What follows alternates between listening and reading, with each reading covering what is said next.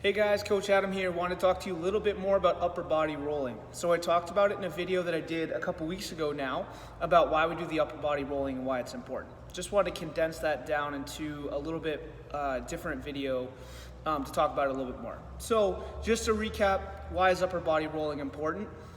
So basically what upper body rolling teaches us to do is teaches us to use the diaphragm, the pelvic floor, and some of the smaller abdominal muscles that work on the inside to help control the spine when you're in a relaxed state. So what do I mean by this? So whenever you're seated at your desk or when you're walking around kind of normally, your core isn't engaged. That's why when we come in here and we say, engage your core, pull your elbows, tuck your rib cage down, that's when your core is engaged. And when you're in a situation like you are in training, your core has to be turned on because that's how you protect, that's how you help to protect your spine. But in the rest of the time during the day, when that stuff isn't constantly turned on, there needs to be some work from those inner core muscles, kind of what you may consider your inner core, to help control so that your spine stays protected.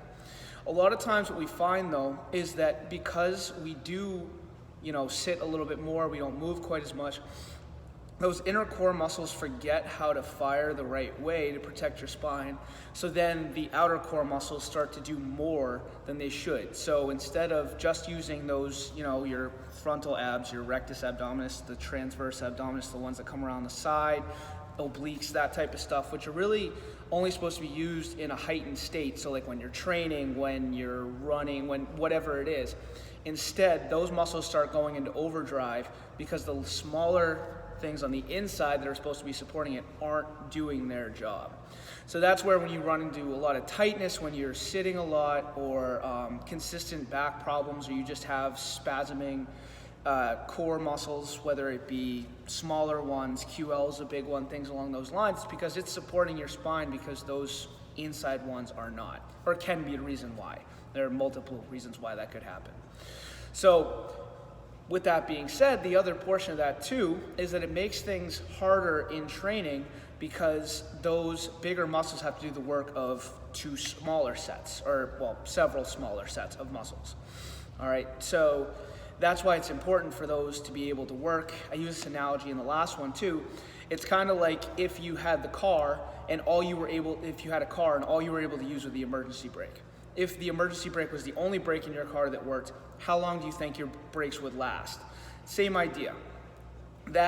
Those smaller inner core muscles are like just tapping on the brakes to slowly decelerate yourself versus having to jam on the emergency brake every time you need to stop.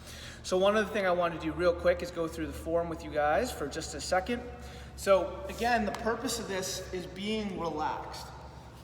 So when you lay down on your back, I'm trying to make sure I'm in the frame here, and you're reaching across, the idea is to be relaxed. You don't want to be tensed up because then it turns on all those other core muscles. We want to turn those off so that the inner ones can do their job.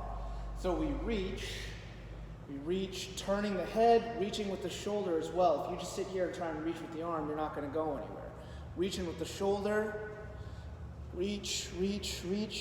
Again, now, right there, I even noticed my legs started to kick on a little bit. I started to push off, had to stop,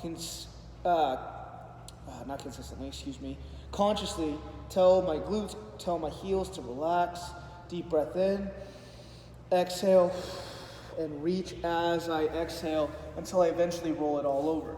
So I'm going to come back again real quick just so you can see, and I'll speed it up a little bit. As I reach, you'll see that my body comes over in segments. It doesn't come over all in one piece. It comes over shoulder, and then I start rolling right down, piece by piece by piece by piece. So that's the way that we know we're getting that correct rolling, and then you would start kind of working your way back. If you feel everything coming over at once, then you have something turned on that you shouldn't, and we just need to kind of get you to relax. The more relaxed you can be doing that upper body rolling will actually make it easier for you to complete that exercise. All right, guys, so that is some more information on upper body rolling and why it's important. Coach Adam out.